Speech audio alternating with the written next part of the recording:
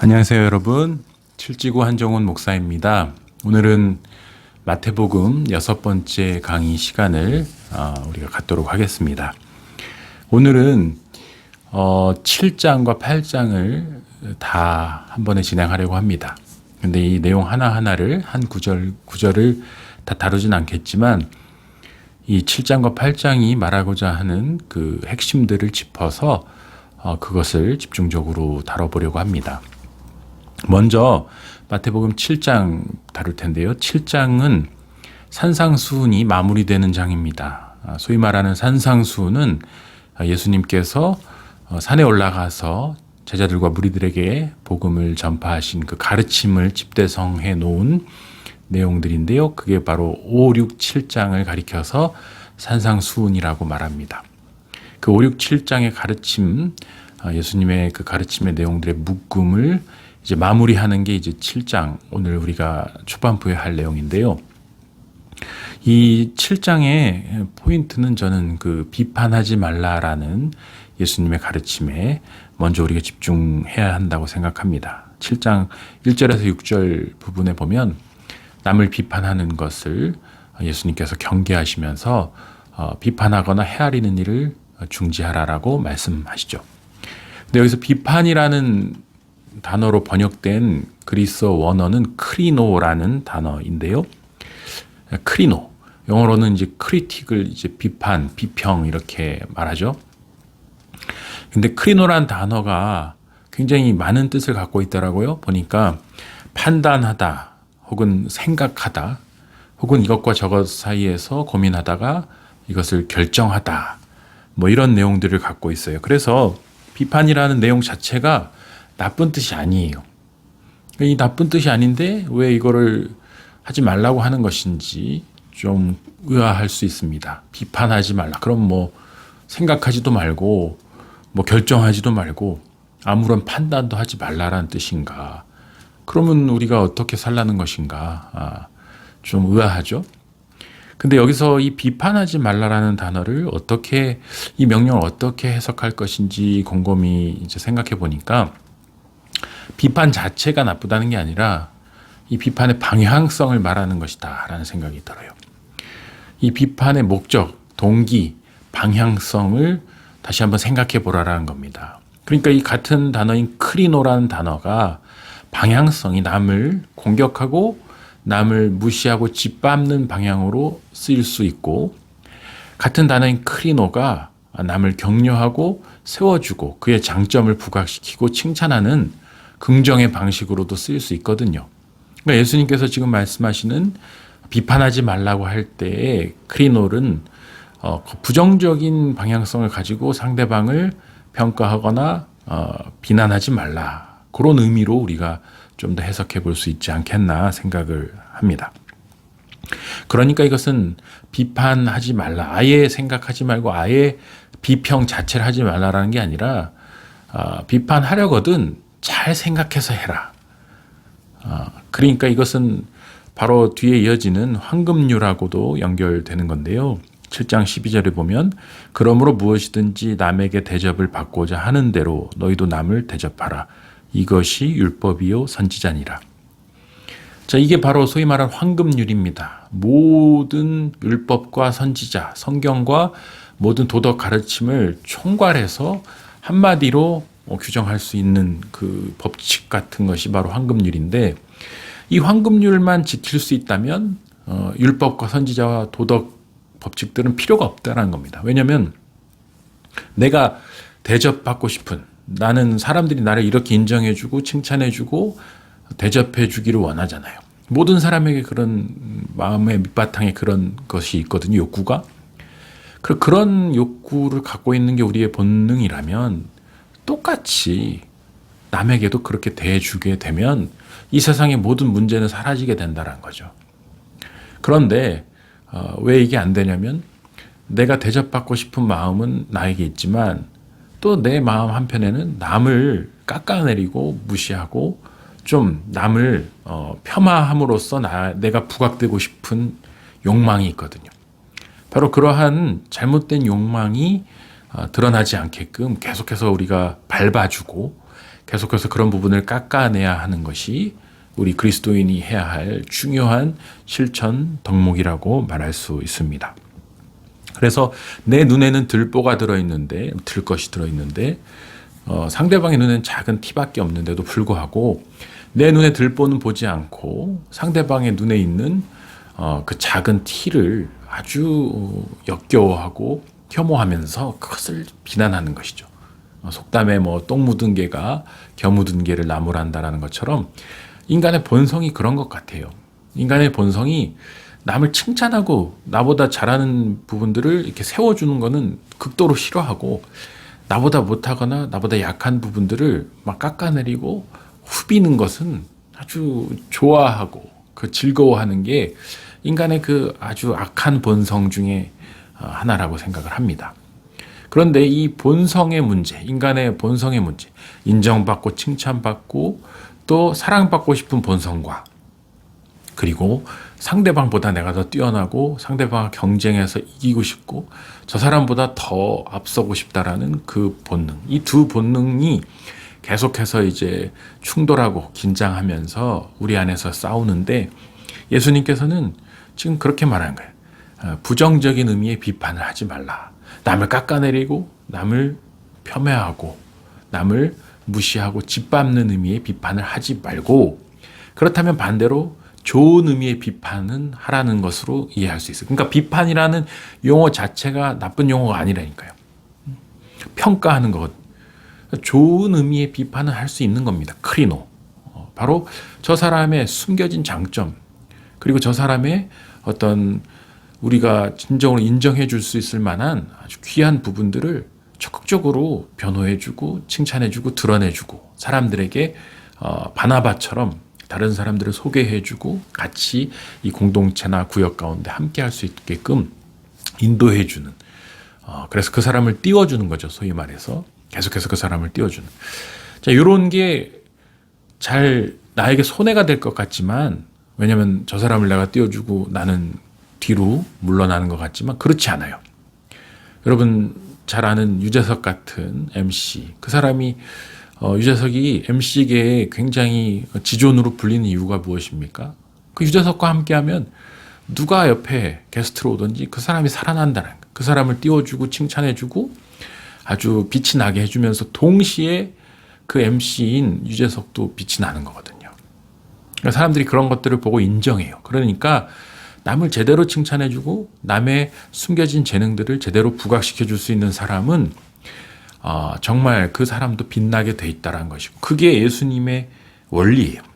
그러니까 나쁜 의미로 비판하지 말고 좋은 의미로 비판해주고, 그러니까 이것은 진심으로 그 사람을 사랑해서 조언해주고 충고해주고 또 그 사람의 자신감을 이끌어내서 잘 정착할 수 있게 도와주고 그 사람이 잘 될 수 있도록 풀어주고, 이렇게 하는 것이 그리스도인들이 따라가야 할, 제자들이 따라가야 할 길이다라고 예수님이 말씀하고 계신 것입니다. 저는 그렇게 생각합니다. 사람을 죽일 수 있는 가장 강력한 무기는 혀예요. 혀. 언어로 사람을 죽일 수 있어요. 그런데 반대로 사람을 치료하고 살려낼 수 있는 가장 강력한 약도 혀예요. 그러니까 혀로 사람을 죽일 수도 있고 혀로 사람을 살릴 수도 있다면, 그리스도인들은 언어를 통해서 사람을 살리는 일을 해야 한다는 것이죠. 무엇이 전도고 무엇이 선교입니까? 교회를 세우고 예배당을 세우고 건물을 짓는 것이 선교가 아니에요. 그것만이 선교가 아니에요. 사람을, 내 바로 옆에 있는 사람을, 내가 만나는 내 주변의 사람들을 언어로 격려해서 그들에게 힘을 실어주고 그들이 진정으로 용기를 가지고 살 수 있게, 그리고 예수님을 만날 수 있도록 인도해 주는 것, 그 그리스도의 향기를 드러내 줄 수 있는 것, 진심으로 그렇게 해줄 수 있다면 그게 선교고 그게 진짜 복음을 전하는 전도의 행위가 된다라는 말입니다. 제가 즐겁게 봤던 영화 중에 킹스맨이라는 영화가 있어요. 근데 킹스맨이라는 영화가 좀 이제 약간 허구가 섞여 있긴 해요. 근데 거기 나오는 주인공이 이제 에이전트들이 나와서 아주 그 뛰어난 무술 실력과 또 뛰어난 어떤 장비의 도움을 받아서 엄청난 임무들을 수행하는데 그 중에 한 에이전트가 자기가 이제 수습 사원을 이제 교육시키면서 그 친구를 도와주는 장면이 나와요. 그러면서 가르쳐줘요. 뭘 가르쳐주냐면 이 젠틀맨, 즉 신사도를 가르쳐줍니다. 신사는 이렇게 옷을 입어야 돼. 신사는 이렇게 행동해야 돼. 신사는 이렇게 말을 해야 되고 이런 상황에서 이렇게 해야 돼. 그러면서 하는 유명한 말이 있는데 Manner makes man. 즉 매너가 신사를 만들어낸다. 이거 굉장히 저는 멋진 말이라고 생각합니다. 그런데 이걸 제가 좀 응용해 봤어요. 이 본문을 보면서 어떻게 응용했냐면 Word makes saint. 언어가 성도를 만든다. 이렇게 응용해 봤어요. 무슨 말입니까? 신사가 신사답게 행동하려면 신사도, 매너를 익혀야 돼요. 그리고 매너를 따라서 살아야 돼요. 성도가, 즉 그리스도인이 그리스도인답게 살기 위해서는 그 언어가 다듬어져야 된다는 말입니다. 어떻게 세상 사람과 그리스도인을 구분할 수 있는가? 그의 언어, 그의 삶 가운데 그의 삶을 규정하고 있는 그 예수 그리스도의 말씀이 육신이 되어 우리 가운데 거했던 것처럼 그 말씀이 육화되어서 우리의 삶의 모든 태도로 드러나게 하는 것. 그게 바로 그리스도인의 성도됨의 본질이다라고 말할 수 있습니다. 즉 언어가 회개하지 않고 언어가 우리가 돌이키지 않는다면 결코 성도의 삶을 살 수 없다라는 거예요. 그러니까 우리는 이 언어를 순화시키고 언어를 그리스도인의 그 표상답게 맞춰가는 일에 우리의 부단한 노력을 경주해야 한다라는 것입니다. 자, 그러면서 우리가 또 거짓 선지자를 삼가라라는 가르침으로 넘어가 보고자 합니다. 7장에 보면 이제 15절부터 20절에 거짓 선지자에 대한 경고가 나오고 있어요. 저는 이 이단이 지금 횡행하고 있는 이 시대, 거짓 선지자들이 횡행하고 있는 이 시대에 굉장히 중요한 가르침이라고 생각합니다. 우리 다임의 목사님도 계속해서 강조하시는 게 지금 이단이 너무 판을 치고 있으니까 조심하고 경계하라라는 말씀을 계속 하셨죠. 근데 이 거짓 선지자는 예수님 당시에도 굉장히 많이 움직이고 있었던 것 같아요. 그래서 예수님도 이렇게 경고하고 계시잖아요. 거짓 선지자를 삼가라. 그들은 노력하는 일이다. 일이라고 규정합니다. 근데 이 일의 반대편에는 누가 있습니까? 참 목자가 있어요.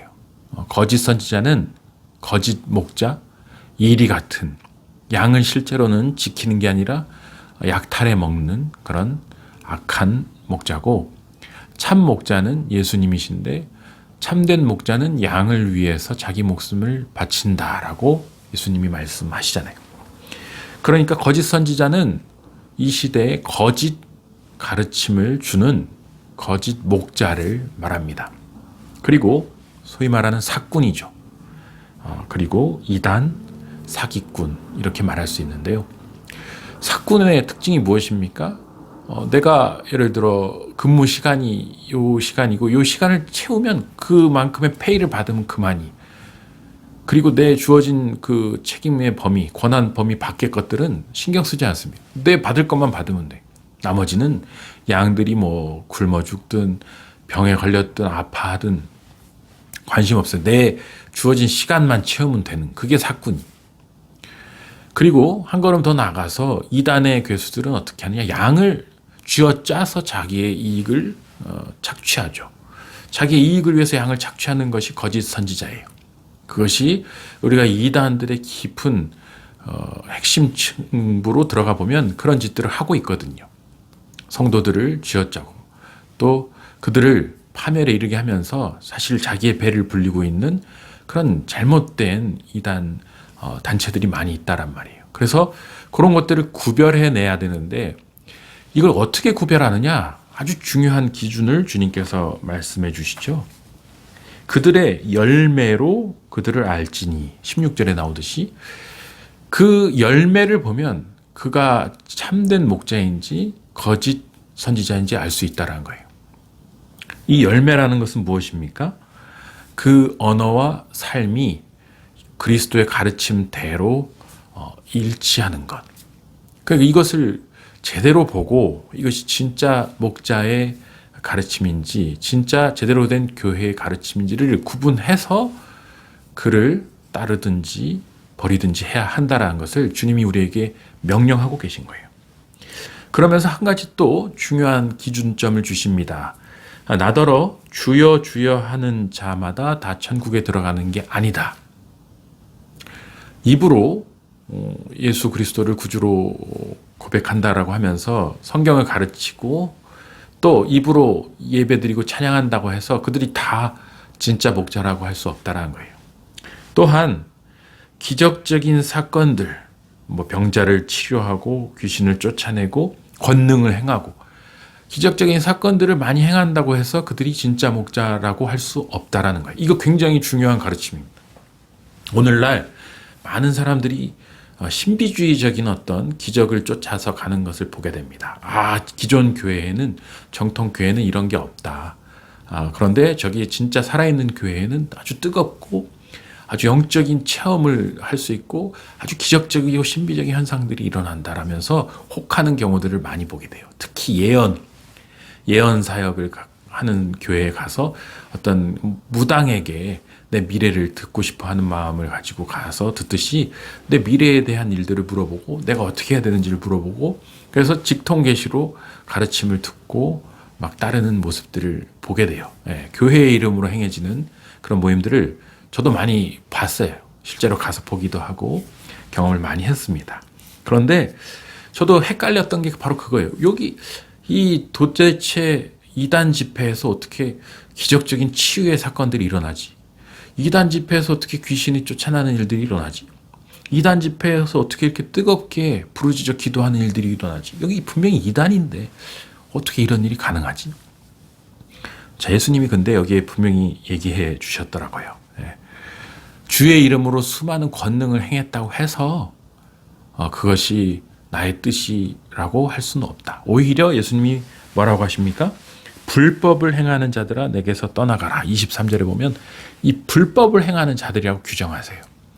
우리가 주의 이름으로 귀신을 쫓아냈고 주의 이름으로 권능을 행했는데 예수님은 나는 너희를 모른다. 불법을 행하는 자들아 떠나라 라고 말씀하신 거예요. 제가 이것을 묵상하면서 출애굽기 7장 11절에 바로의 그 요술사들, 현인들이 마술사들이 와서 그들도 요술을 부리던 장면이 떠올랐어요. 바로의 마법사들이 모세가 지팡이를 뱀으로 바꾸는 것을 보고 자기들도 지팡이를 뱀으로 바꾸거든요. 그리고 나일강을 피로 바꾸는 것을 보고 물을 피로 바꾸는 일을 해요. 마법사들이, 요술사들이. 이것은 무엇을 말해주고 있습니까? 이 초월적인, 초자연적인 능력을 그 영의 지배를 받는 사람들, 소위 말해 귀신의 지배를 받는 사람들도 이런 이적 정도는 얼마든지 할 수 있다라는 거예요. 그리고 요한계시록에 보면 적그리스도 시대에 그리고 적그리스도를 따르는 무리들, 귀신의 무리들이 엄청난 이적들을 행한다고 나와요. 그러니까 이 초자연적인 기적들 자체는 징표가 될 수 없다라고 분명히 말씀하고 계신 거예요. 우리 용하다는 무당들이 막 작두를 타는 장면 저도 봤는데 그 작두, 시퍼런 작두나를 어떻게 사람이 올라갈 수 있습니까? 어떻게 과학으로 설명할 수 있어요? 그러니까 어떤 영적인 귀신의 역사가 분명히 살아있고 그런 것들이 강하게 작용하는 사람들은 그런 신비한 일들을 할 수 있다라는 거예요. 그러나 그 신비한 일 자체가, 그 현상 자체가 어떠한 하나님의 일이라고 꼭 말할 수는 없다라고 주님이 말하고 있어요. 오히려 그런 게 다 불법이 될 수 있다는 것입니다. 다 불법이고 다 사기가 될 수 있다는 거예요. 그러니까 성도들이 절대로 그 현상, 아주 신비하고 놀랍고 말로 설명할 수 없는 기적적인 현상에 보고 현혹되어서는 안 된다라는 것을 분명히 우리가 알고 있어야 돼. 그러면 무엇이 참목자를 규정하는 기준이 될 수 있습니까? 아까 말씀드린 것처럼 행함, 즉 19절에 나오는 아름다운 열매. 그러니까 처음으로 돌아가면 더 어려운 것, 기적보다 더 어려운 것은 내 가족, 내 가장 가까이 있는 사람들에게 선한 행실로 그들을 섬기는 게 더 어렵다는 거예요. 화가 날 때 화 안 내고 또 미운 마음이 들 때 아주 부정적인 언어로 비판하지 않고 오히려 힘들고 내가 억울하고 답답한데 그 사람을 축복해주고 그 사람을 사랑으로 권면해주고 또 내가 손해보는데도 불구하고 저 사람의 장점을 칭찬해 줄 수 있는 그게 더 어려운 일이란 거예요. 그게 아름다운 열매고 자, 그 아름다운 열매는 바로 성령이 아니고는 할 수 없다는 것입니다. 자, 성령은 기적도 일으킬 수 있어요. 귀신도 쫓아내고 병자도 고칠 수 있어요. 그러나 성령은 더 아름답고 고귀한 일을 하는데 바로 성령의 열매로 사람을 변화시키고 사람들이 성령의 열매를 맺게 하는 게 더 고귀하고 아름다운 일이에요.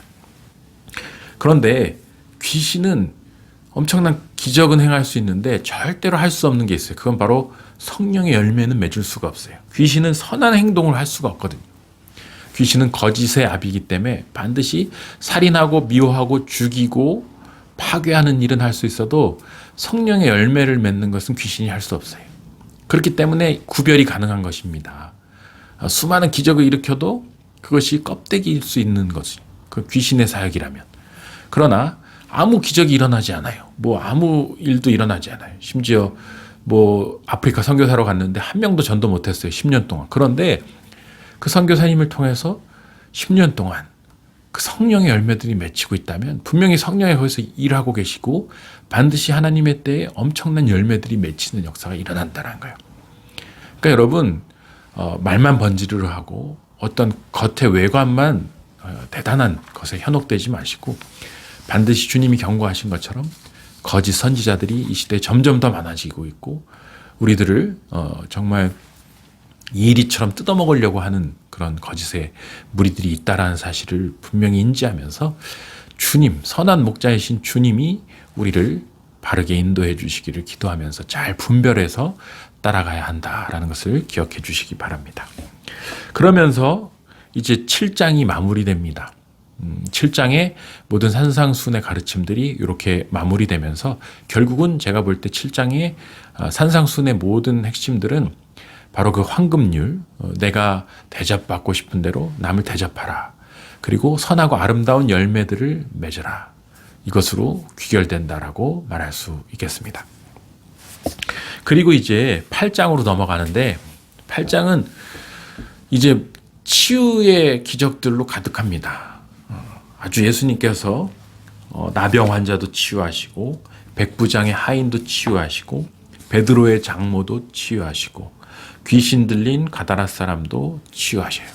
그래서 계속해서 이제 행동하셔요. 사역을 미니스트리들을 진행하시는데 자, 그래서 이 모든 것을 저는 치유의 사역들, 축사의 행위들로 하나로 묶었어요. 이 치유와 축사에 대해서 본격적으로 한번 다뤄보도록 하겠습니다. 그렇다면은 이 치유와 축사를 우리가 생각해 보기 전에 먼저 제가 드리고 싶은 질문이 있어요. 여러분은 귀신이 있다고 생각하십니까? 귀신이? 성경의 데몬으로 번역되는 그 악한 영, 더러운 영, 그리고 사탄. 이 귀신이 실제로 있을까요? 없을까요? 이거 물어보면 거의 대부분이 갸우뚱하세요. 근데 저는 100% 실제한다라고 생각합니다. 오늘날 많은 신학자들, 오늘날 많은 목사님들조차도 귀신은 없다라고 하는 분들이 많아요. 근데 저는 그렇지 않습니다. 실제합니다. 그리고 그 귀신과 정신병은 구분해야 된다라고 생각합니다. 정신병의 영역이 있고 간질의 영역이 있고 귀신 들린 영역이 분명히 있어요. 달라요. 이 다른 부분에 대해서 가장 제가 많은 책들을 읽어보고 연구를 했지만 여러분께 추천해 드릴 수 있는 책, 그게 바로 스카펙이라는 사람이 쓴 거짓의 사람들이라는 책입니다. 제가 그 책을 보고 굉장히 많은 인사이트를 얻었는데 거기에 그 굉장히 어렵진 않아요. 굉장히 와닿는데 받아들이기 어려울 수 있어요. 이렇게 무서운 세계가 있나. 그래서 겁이 나면 보지 않으셔도 되는데, 어쨌든 그렇게 정신분석학자도 인정하는 귀신 들림의 영역이 있고, 그 귀신 들림과 우울증, 정신분열증과는 다르다는 걸 여러분이 아셔야 돼요. 그러니까 이 자유주의 신학자들이 성경에 나오는 귀신 들린 현상들을 오늘날의 뭐 간질이나 정신병으로 이렇게 해석해 버리는 경우들을 많이 보는데 다릅니다, 여러분. 귀신 들린 사람 만나면 그 정신병이라고 할 수 없는 아주 강력한 영적인 그런 기운들을 느낄 수 있고 분명히 구분되는 지점들이 있어요. 그래서 저는 이걸 100% 문자 그대로 이해합니다. 귀신을 쫓아내는 축사, 악한 것을 쫓아낸다라는 뜻이거든요. 엑소시즘. 그 가톨릭에는 구마사제라는 직책이 따로 있어요. 엑소시스트들이 따로 있어요. 그래서 귀신을 쫓아내는 일만 하는 전문적인 사제들, 그리고 또 수녀들이 있어요. 그리고 그런 직제를 분명히 인정하고 있습니다. 근데 개신교는 점점 이런 부분들에 대해서 좀 영적인 기적이나 은사나 신비한 부분들에 대해서 관심을 잃어가는 것 같아서 좀 안타까운 면이 있는데, 저는 그런 것들을 우리가 놓쳐서는 안 된다고 생각해요. 성경에 기록이 돼 있고 분명히 그런 일들이 지금도 일어나고 있는데 왜 우리가 이것을 놓치면 안 되죠. 그 예수님께서 행하신 모든 축사 사역들은 실제로 귀신을 내어 쫓으신 것입니다. 그러니까 귀신은 실제하고 있다. 자, 그래서 때로는 병을 귀신이 주기도 하는 것을 보게 돼요. 귀신 들린 사람이 병도 같이 갖고 있는 경우들도 보게 되고, 그렇지 않은 그냥 병을 갖고 있는 경우도 보게 돼요. 그런데 이런 모든 행위들은 결국 이런 질병과 귀신 들림은 인간을 아프게 하고 어렵게 하고 또 괴롭히는, 인간에게 가시가 되고 인간에게 굴레가 되고 장애가 되는 아주 안 좋은 것들이잖아요. 그러니까 예수님께서는 우리 사랑하는 우리 하나님의 자녀들이 질병과 귀신 들림으로 고통당하는 것을 결코 원하지 않으세요. 이걸 분명히 아셔야 됩니다. 그렇기 때문에 우리가 이 8장 16절 17절이 굉장히 중요한데, 제가 읽어보겠습니다. 저물매 사람들이 귀신 들린 자를 많이 데리고 예수께 오거늘 예수께서 말씀으로 귀신들을 쫓아내시고 병든 자들을 다 고치시니 이는 선지자 이사야를 통하여 하신 말씀에 우리의 연약한 것을 친히 담당하시고 병을 짊어지셨도다 함을 이루려 하심이더라. 아멘. 요 16, 17절이 예수님의 모든 치유 사역과 축기 사역의 아주 중요한 핵심적인 지점이에요. 예수님이 왜 이 땅에 오셨는가? 예수님은 우리의 연약한 것을 담당하시고 병을 짊어지기 위해서 이 땅에 오셨다. 성육신하셨다. 이거 굉장히 중요합니다. 왜 사복음서에 이토록 많은 병 고침에 관한 기록들과 축기 사역들이 기록되어 있는가? 거의 대부분이 병 고침과 축기예요, 여러분. 왜 이토록 이게 중요한가? 예수님은 우리가 병에 걸려서 또 혹은 귀신이나 어떤 정신적인 문제에 빠져서 사는 것을 원치 않으십니다. 반드시 그것을 기억하셔야 돼요. 예수님은 우리가 행복하길 원하시고 온전하길 원하시고 그 모든 연약함 속에서도 주님이 주시는 위로와 평강 가운데 거하기를 원하십니다. 이것을 확신하셔야 돼요. 병에 걸리신 분들, 아픔에 있는 분들, 문제 가운데 있는 분들, 어려움과 우울 가운데 있는 분들, 절대로 그 상태를 주님이 준 게 아니라는 것을 아셔야 돼요. 내가 죄를 지어서 내가 큰 문제가 있어서 주님이 나에게 벌을 주신 것이다. 그렇게 생각하지 마십시오. 우리 주님은 심지어 그 모든 우리의 연약함을 직접 자기가 짊어지기 위해서, 대신 짊어지기 위해서 오셨다라고 이사야는 분명히 선언하고 있어요. 그리고 그 모든 짊어짐의 극강의 절정이 바로 십자가 아닙니까? 이 세상의 모든 죄를 짊어지고 십자가에 달려 죽으셨잖아요. 그 죄라는 것은 추상적인 언어지만 그 죄는 결국 이 질병과 귀신 들림이라고 생각하시면 돼요. 모든 악한 것들을 다 짊어지신 거예요. 우리 모든 연약하고 악한 것들을. 그 죽음까지 짊어지셨잖아요. 그러니까 우리에게 소망이 있잖아요. 모든 연약함과 또 질병과 실패와 모든 것들이 결국 죽음으로 이어지지만 끝나는 것 같지만 그 죽음까지 짊어지신 예수님의 사랑 때문에 우리는 다시 부활해서 영원한 삶을 살게 되지 않습니까? 그러니까 예수님은 결국 모든 것을 우리 대신 짊어지시고 우리에게 온전하고 영원한 복된 삶을 주시기 위해서 이 땅에 오셨고 그것을 주셨어요. 여러분 안에 그것이 있습니다. 우리 안에 그 영원한 생명의 씨앗이 있고 우리는 영원한 생명에 거하게 될 것이고 지금 현재 거하고 있다라는 사실입니다. 자, 그렇다면은 이 본문들을, 이 수많은 치유의 기적의 본문들을 보면서 우리는 어떻게 지금 적용할 수 있을 것인가? 이 현대에 어떻게 적용할 수 있을 것인가? 저는 그것을 재해석해야 된다라고 말씀드리고 싶어요. 이 재해석이 굉장히 중요합니다. 성경의 이 내용들을 우리가 이 2000년 전 내용도 있고 4000년 전 내용들도 있는데 이거를 이때 이날 그대로 지금 이 현대 21세기에 바로 적용하기에 무리 있는 것들이 있어요. 그런 것들은 우리가 잘 생각해서 해석을 제대로 할 필요가 있습니다. 그래서 이 재해석을 얼마나 잘 해내느냐의 싸움이 결국 성경을 해석하고 전하는 사람들의 책무거든요. 저의 중요한 책무예요. 제가 이것을 5가지 측면에서 재해석을 해보려고 합니다. 먼저는 이 모든 본문들은 우리에게 이렇게 말하고 있어요. 의사와 약사, 과학자들을 비롯한 전문인들이 하나님이 주신 지혜로 암과 감염병을 비롯한 모든 질병을 치료하는 일에 힘쓰는 것이다. 그러니까 주님이 우리에게 허락하신 의학의 발달, 약학의 발달, 이 과학의 발달을 통해서 병을 정복하는 것은 우리 주님이 원하시고 기뻐하신 일이라는 거예요. 그리고 우리 주님이 이 땅에 오셔서 성육신을 통해서 우리를 위해서 하신 모든 사역의 연장선상에 있는 것이다. 그러니까 선한 그리스도인 의사들, 약사들, 과학자들이 이 질병을 정복하는 일에 최선을 다하는 것은 굉장히 그리스도의 길을 따르는 아름다운 일이라는 것을 기억하시면 좋겠어요.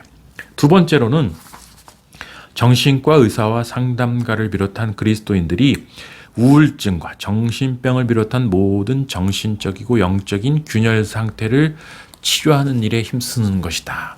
그러니까 육체의 질병을 치료하는 거, 바이러스를 잡는 것을 넘어서 또 다음 단계에서는 이 정신의 문제, 우울의 문제, 그리고 이 영혼의 문제에 계속 균열이 일어나게 돼 있어요. 인간은 계속해서 부서지고 또 균열 가운데 거하게 돼 있는데 이 문제는 우리가 다시 재림하시는 예수님을 만나기까지 이 세상을 살아갈 때는 언제든 있을 수밖에 없어요. 뭐 치매의 문제도 있고. 그래서 이런 정신적인 문제들로부터 우리가 온전해지고 자유해지고 평강을 얻게 하는 일에 뭐 정신분석학자나 상담가나 또 교사나 목사나 또 우리 구역장이나 관찰들 우리가 할 수 있는 모든 최선을 다해서 우리 스스로의 정신의 문제 그리고 우리 가족과 친구와 구역원들의 어떤 정신적인 복지를 위해서 최선을 다할 필요가 있고 그렇게 바르게 세워가는 일을 감당하는 것이 바로 우리가 해야 할 가장 귀한 책무다라고 말할 수 있어요. 세 번째는 의료인이나 장비의 도움을 받을 수 없는 긴급 상황에서는 믿음으로 간구하여 기적의 능력으로 치유하는 것을 해야 한다. 자, 아프리카에 갔어요. 선교하고 있는데 아주 이 밀림에 있습니다, 우리가. 근데 한 명이 너무나 큰 질병에 걸려서 뭐 죽을 위기에 있어요. 열이 막 40도가 넘어가고. 근데 해열제도 없고 아무것도 없고 또 약도 없어요. 어떻게 하겠습니까, 여러분? 이럴 때는 성경 그대로 돌아가는 거예요. 지금 예수님이 계시던 그대로 돌아가서 손을 얹고 찬양하고 기도하면서 금식하면서 나을 때까지 계속해서 번갈아가며 기도하는 거예요. 저 같으면 그렇게 하겠습니다. 그렇게 해서 정말 땀이 피가 되도록 기도하면서 주님이 그 기적적인 치료의 능력으로 이 환자를 회복시켜 주시기를 간구해요. 그럴 때 기적은 일어납니다. 왜냐하면 다른 방법이 없기 때문이죠. 우리가 다른 방법이 있었다면 다른 방법을 사용하면서 기도했겠지만 방법이 없는 상태에서 주님께 매달려서 기도할 때는 주님이 그런 상황에서 기적들을 많이 일으켜 주세요. 여러분 이 사실을 믿으셔야 돼요. 우리 주님은 기적의 주님이시고 그 기적을 일으키실 수 있는 분이시고 그것을 행하시는 분이세요. 그 기적은 2000년 전뿐만 아니라 지금도 일어나는 일이라는 사실을 우리가 기억하셔야 된다는 거예요. 그 능력의 주님은 지금 우리를 통해서 역사하십니다. 그 능력의 말씀은 우리를 통해서 지금 바로 이 자리에서 여러분이 있는 그 자리에서 역사하신다는 거예요. 여러분의 기도를 들으시고 주님은 반드시 응답하십니다. 그래서 그 능력은 결코 줄어들지 않았고 사라지지 않았기 때문에 성경의 모든 약속된 기적들은 언제든 다시 재현될 수 있음을 믿고 그렇게 기도하는 것입니다. 네 번째는 의료인과 기술의 도움과 더불어서 같이 기도하면서 그 의료인과 합력하는 것입니다. 그럼요. 늘 전적으로 의료인의 기술만 의지해서는 안 되고 언제나 최신 설비와 약하게 도움을 받아서 치료하면서도 같이 기도를 해야죠. 그래서 이 기도와 영적인 기도의 능력과 의료인의 또 의료 기술의 어떤 치료의 능력이 같이 결합해서 선을 이루는 것이 언제나 필요합니다. 그렇기 때문에 이것을 다 합쳐서 할 필요가 있다는 것이고 마지막으로 다섯 번째는 귀신 들린 사람을 만났을 경우 어떻게 하느냐. 자, 귀신 들린 사람은 이 정신 분석으로 안 되거든요. 그런데 이런 영적인 실체의 퍼제션, 데몬 퍼제스드라고 하는데 귀신에게 완전히 사로잡힌 사람을 만났을 때 어떻게 하냐. 똑같아요. 찬양하고 기도하고 말씀으로 계속해서 선포하면서 그 악한 영을 떠나게 하는 것입니다. 귀신과 정면 승부를 해야 되는 것이죠. 자, 이런 것들을 지금도 할 수 있는가? 지금도 할 수 있고 지금도 많은 곳에서 이런 일들이 일어나고 있어요. 귀신 들린 자를 쫓아내는 사역을 하는 사람들이 곳곳에 있습니다. 그러니까 우리에게 그런 일들이 닥쳤을 경우 우리는 그것을 두려워하면서 도망갈 것이 아니라 귀신을 물리쳐야죠. 무당을 만났을 때 무당이 우리를 알아보잖아요. 넌 예수쟁이구나 라고 알아볼 때 그 무당 안에 있는 귀신에게 계속해서 선언해야죠. 물러갈지어다. 떠나갈지어다. 악한 영아, 악한 권세가 떠나갈지어다. 그래서 우리는 그리스도인들은 성령으로 충만한 사람들이고 성령의 사람들이기 때문에 악한 영들이 대적할 수 없는 그런 엄청난 권능을 갖고 있다는 사실을 아셔야 돼요. 그래서 늘 기도하면서 우리 집에 있는 모든 악한 기운들을 몰아내게 해주십시오. 그리고 악한 영들이 우리를 일절 틈타지 못하도록 예수 그리스도의 보혈의 능력으로 우리를 덮어주십시오. 그렇게 기도하면서 우리의 가정과 우리의 자녀들을 축복하시고 또 하나님의 말씀으로 언제나 보호막과 울타리로 그렇게 간구하시면 좋겠고 그리고 무엇보다도 구역에 어려움을 겪는 또 슬픔 중에 있는 분들을 찾아가서 그들을 기도의 능력으로 권면하고 세우고 또 살리는 일을 같이 감당해야 한다는 것입니다. 제가 말씀드리고 싶은 것은 바로 이러한 그리스도의 사역들, 병 고침과 축기의 사역들 이거는 예수님이니까 하신 거 아닌가 나랑은 상관없는 거 아닌가라고 생각하실 게 아니라 내가 해야 할 일이라는 사실 바로 우리가 해야 할 일이고 우리에게 필요한 일이고 그리고 우리가 감당해야 할 일이라는 사실을 여러분께 지금 도전하고 있는 것임을 이해해 주셨으면 좋겠어요. 그러면서 주님께서 제자도를 다시 한번 말씀하시죠. 18절에서 22절에 보면 너는 나를 따르라. 너희는 나를 따르라. 죽은 자들은 죽은 자가 장사하게 하고 너는 나를 따르라. 그러니까 이것은 무엇입니까? 예수 그리스도를 따르는 일이 가장 시급하다라는 거예요. 다른 어떤 것보다도 주님을 따르는 일이 가장 급하고 가장 필요한 일입니다. 다른 핑계를 대지 말고 주님이 이걸 하라고 하셨을 때 저는 지금 바빠서요. 아직 능력이 안 돼서요. 아직 부족해서요. 라고 하지 마시고 나를 따르라. 잘 됐습니다. 이 본문이 잘 된 게 뭐냐면 이제 우리 교구장님들 통해서 신임 내년 이제 교구장 그다음에 구역장 관찰 세우는 권면의 작업들이 들어갈 텐데 자, 본인에게 순서가 왔을 때 본인에게 권면이 왔을 때 절대로 부족하다고 하지 마세요. 바쁘다고 하지 마십시오. 핑계대지 마십시오. 주님이 부르실 때 주님이 따르라고 하실 때 그것이 기회라고 따르십시오.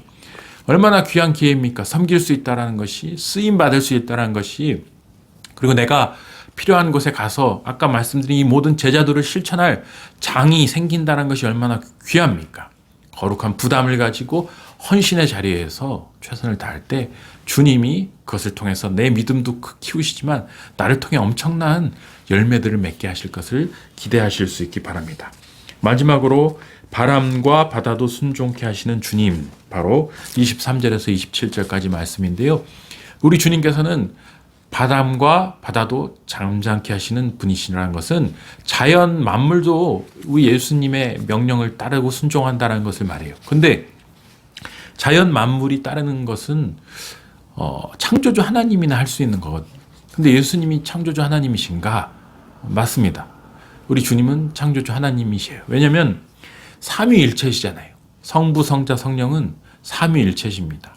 그러니까 성부 하나님이 태초에 천지를 창조하실 때 보면 땅이 혼돈하고 공허하며 흑암이 깊음 위에 있고 하나님의 영이 수면 위에 운행하시느니라. 그때 하나님이 이르시되 빛이 있으라 하시니 말씀하셨잖아요. 요 말씀이 이 언어가 바로 로고스, 바로 나바르, 하나님의 언어인데 이 언어가 이 말씀이 바로 육신이 되어 우리 가운데 왔다라고 요한복음이 말하고 있지 않습니까?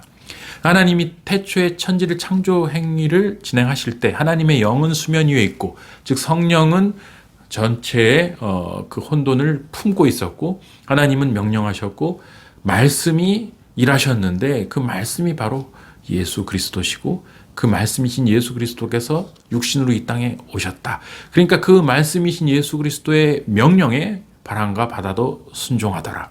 여러분, 그 예수님이 우리 안에 계십니다. 그 예수님이 우리의 주인이십니다. 예수님의 언어가 우리 속에 있어요. 우리가 무엇이 두렵겠습니까? 우리가 무엇이 불안하고 무엇이 우울하고 무엇이 걱정되겠습니까? 우리 주님이 우리를 책임지십니다. 우리 주님이 우리를 일으키시고 우리와 더불어 놀라운 일을 행하실 것입니다. 사랑하는 여러분, 우리 주님의 손을 꼭 붙들고 바람과 바다도 순종하는 그 주님의 권능에 힘입어서 이 모든 어려운 시기들을 극복해 나가실 수 있기를 주님의 이름으로 축원합니다. 함께 기도하겠습니다. 사랑의 주님 감사합니다. 오늘도 우리에게 하나님의 말씀을 통해서 주 예수 그리스도께서 우리에게 얼마나 위대한 능력을 가지고 다가오셨는지 듣게 하시니 감사합니다. 주님의 말씀에 순종해서 남들에게 좋은 의미의 비판을 할 수 있도록 도와주시고 우리의 선한 언어의 습관을 통해서 성도의 그 빛과 소금의 영향력을 만천하에 발휘하는 우리 모두가 될 수 있도록 은혜 베풀어 주시옵소서.